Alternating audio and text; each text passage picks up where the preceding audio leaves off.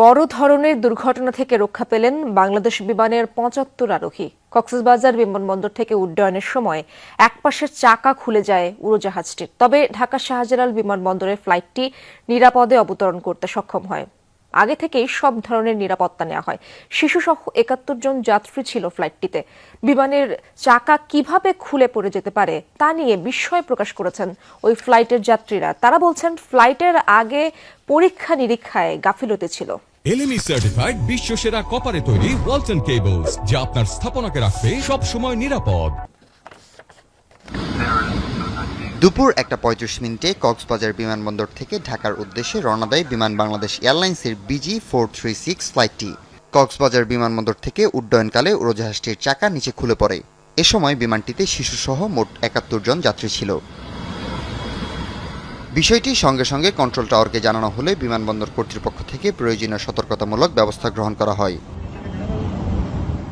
শাহজালাল আন্তর্জাতিক বিমানবন্দরের নির্বাহী পরিচালক গ্রুপ ক্যাপ্টেন কামরুল ইসলাম বলেন, উড্ডয়নের পরপরই পাইলট ঢাকার এয়ার ট্রাফিক কন্ট্রোলকে বিষয়টি জানান।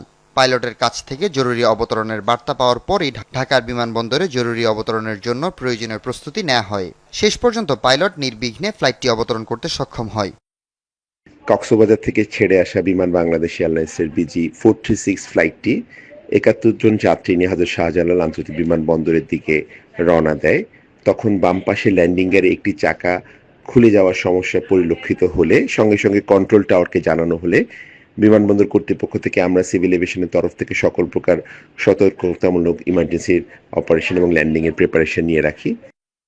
তবে বিমানটিতে থাকা যাত্রীরা জানান, বিমানে থাকা অবস্থায় তারা বিষয়টি অবগত ছিল না। তবে বিমানটির অবতরণের পূর্বে জরুরি সতর্কতা জানানো হয়। এতে কিছুটা আতঙ্কিত হয়ে পড়ে যাত্রীরা। এই ঘটনায় কর্তৃপক্ষের গাফলতি দায়ী বলে মনে করেন যাত্রীরা।